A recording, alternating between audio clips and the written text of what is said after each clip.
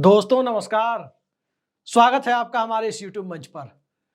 दोस्तों, राहुल गांधी को रोकने के लिए, इंडिया गठबंधन को रोकने के लिए अब आखिरी ऑपरेशन शुरू कर दिया गया है। सत्ता की तरफ से, सत्ता प्रायोजित एजेंसियों की तरफ से भ्रष्टाचार खत्म करने के नाम पर जो एक पक्षीय कार्रवाई का आरोप लंबे समय से जांच एजेंसियों पर लगता रहा है, अब वो अपने फाइनल डेस्टिनेशन की तरफ बढ़ता हुआ दिख रहा है।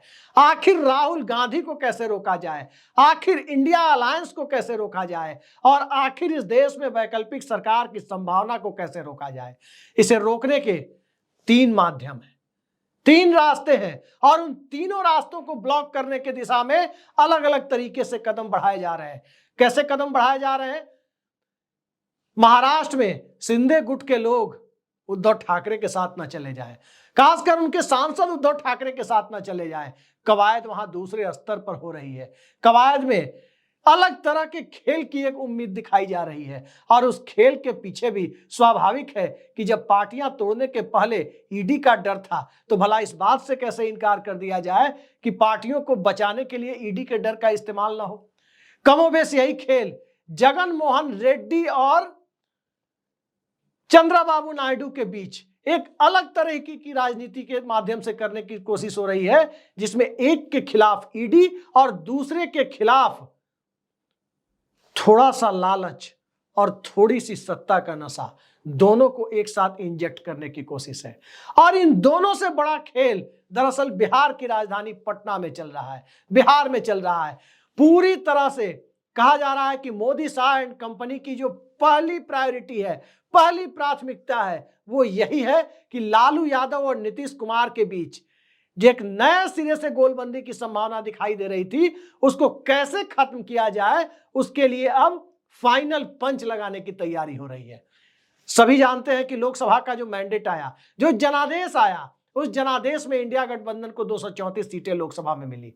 सरकार बनाने के लिए 543 सांसदों के सदन में 272 की जरूरत होती है, और 234 की संख्या जब इंडिया अलायंस को मिली, उसके बाद पप्पू यादव से लेकर कई निर्दलीय और एक दलों के सांसद भारतीय जनता पार्टी के विरोध में एक ऐसे मुकाम पर खड़े हैं जहां उन्हें इंडिया गठबंधन के साथ ही मिलकर वोट करना होगा। और ऐसे सांसदों की संख्या तकरीबन 10 है, 10 से 11 है, यानी इंडिया गठबंधन 245 के आंकड़े पर खड़ा है। सरकार बनाने के लिए 27-28 सांसदों की जरूरत है, और ये जरूरतें कहां से पूरी होती है? ये जरूरत पूरी होती है बिहार से, ये जरूरत पूरी होती है आंध्र प्रदेश से, ये जरूरत पूरी होती है महाराष्ट्र से।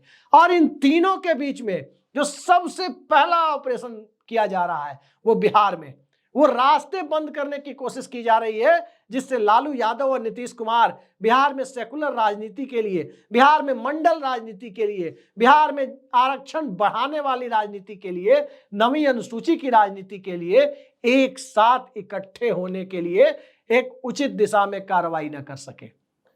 दरअसल आज दिल्ली में ईडी ने एक बड़ा खेल किया है। ईडी ने आज दूसरी सप्लीमेंट्री चार्जशीट लालू परिवार के सदस्यों पर दायर की है, और वो चार्जशीट जाहिर है लैंड फॉर जॉब मामले में है, राउज एवेन्यू कोर्ट में दायर की गई है।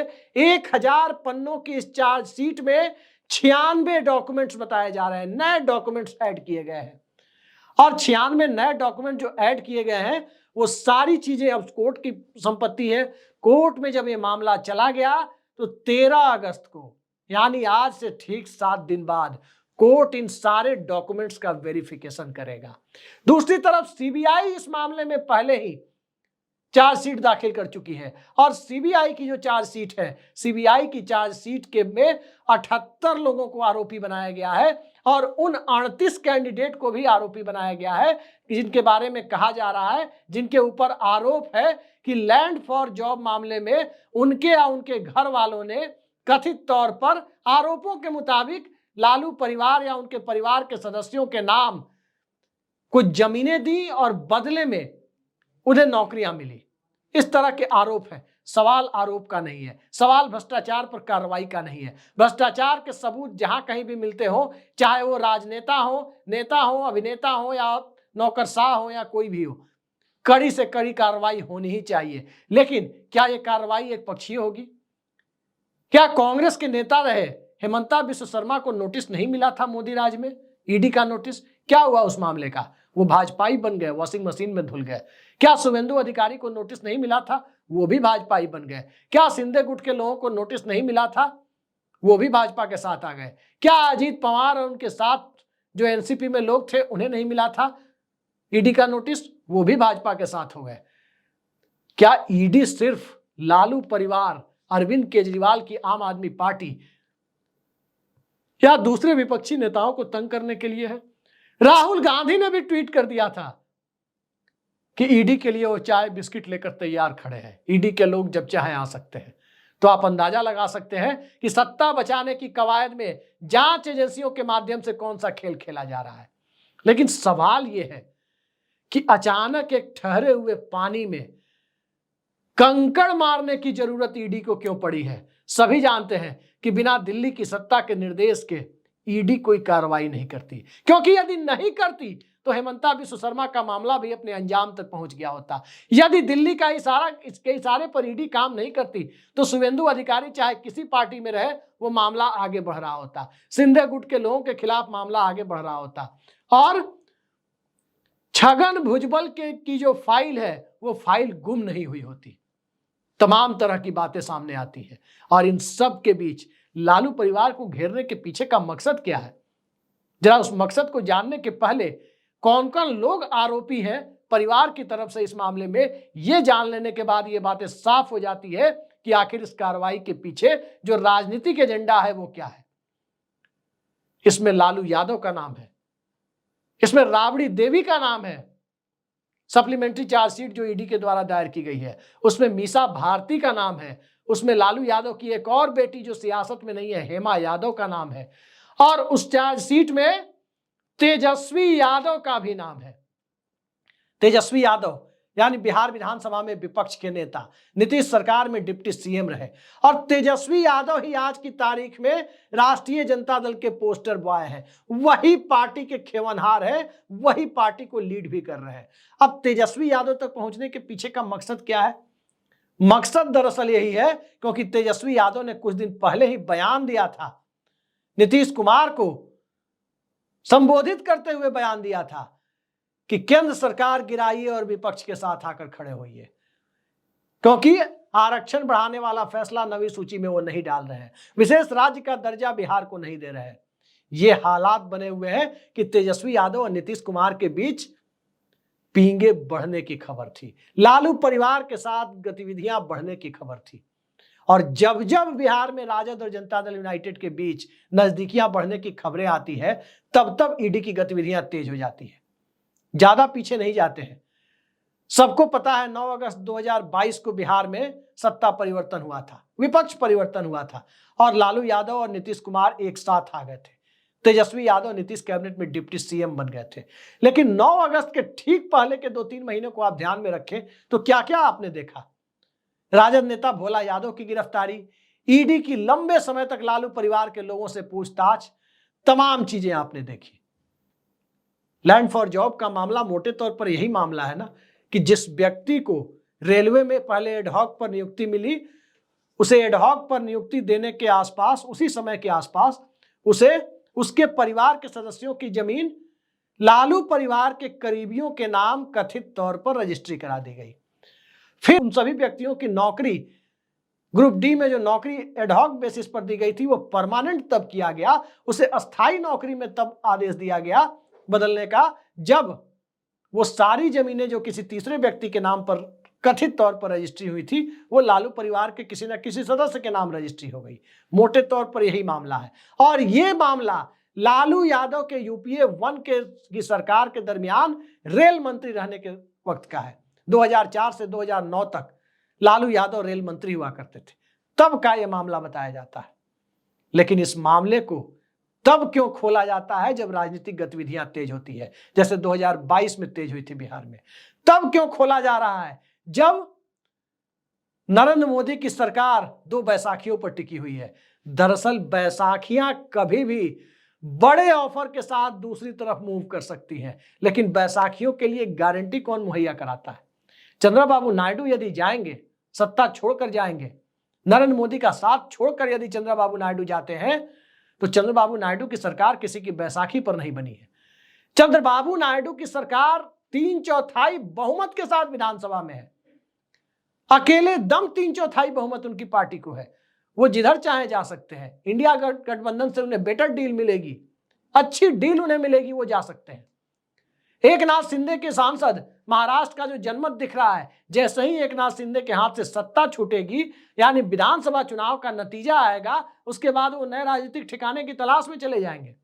रही बात बिहार की, बिहार में त्रिशंकु विधानसभा है और त्रिशंकु विधानसभा में नीतीश कुमार को अपने गठबंधन को स्विच करने के पहले विधानसभा के अंक गणित को भी दुरुस्त करना है और उस अंक गणित को दुरुस्त करने के लिए भाजपा की बैसाखी को हटाना होगा, तो राजद की बैसाखी को लगाना होगा। यह सच्चाई है। और राजद नीतीश कुमार की बैसाखी न बन पाए, राजद नीतीश कुमार को इंडिया गठबंधन में ले जाने की पहल ना कर पाए, इसके लिए मामला चाहे वास्तविक हो, भ्रष्टाचार हुआ हो या नहीं हुआ हो, यह हम नहीं जानते, ये जांच एजेंसियां और न्यायालय जानती है। लेकिन जो मामले की टाइमिंग है, यदि भ्रष्टाचार हुआ भी है तो इसमें सजा क्यों नहीं दिलाई जाती, और यदि नहीं हुआ है तो इसे तंग करने के टूल के तौर पर क्यों इस्तेमाल किया जाता है?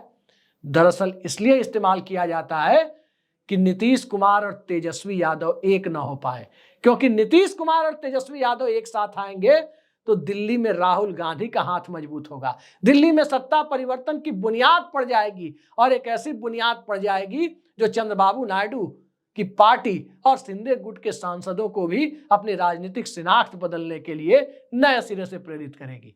तो ये पूरा खेल जांच एजेंसियों का जो स्वर्णकाल इस देश में चल रहा है, और जिसके ऊपर प्रधानमंत्री नरेंद्र मोदी ने एक समारोह में, सीबीआई के समारोह में कहा था कि सीबीआई न्याय और इंसाफ का ब्रांड है।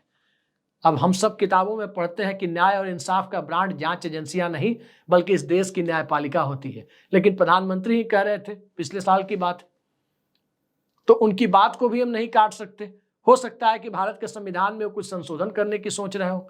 न्याय और इंसाफ का ब्रांड न्यायालय से हटाकर वो जांच एजेंसी, पुलिस और दूसरे लोगों को देना चाहते हो।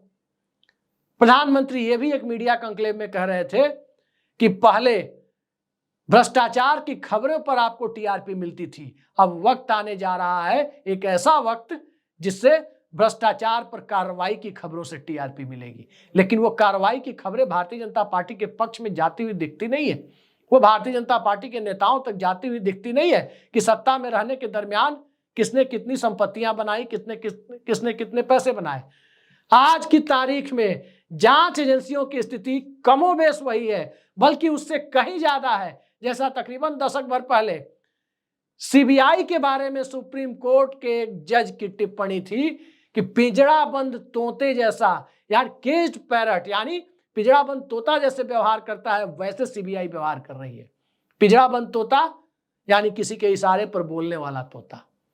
अब यही स्थिति इस देश के जांच एजेंसियों की है। जांच एजेंसियों के माध्यम से ही इस देश में सत्ता बनाने और गिराने का खेल होता है। आज के दौर में तो ऐसा ही होता है। इस देश की जनता भी इसे जानती है कैसे महाराष्ट्र की सरकार को गिराया गया। लेकिन अब चूंकि लोकसभा का नंबर गेम ऐसा है कि अब सरकार गिराने के लिए नहीं, सरकार बचाने के लिए खेल खेला जा रहा है। नरेंद्र मोदी और अमित शाह के लिए ये मिशन सरकार बचाओ इतना बड़ा मिशन है, इस तरह का मिशन है जिसमें अब सरकार गिराने की तो सोचना भूल जाइए।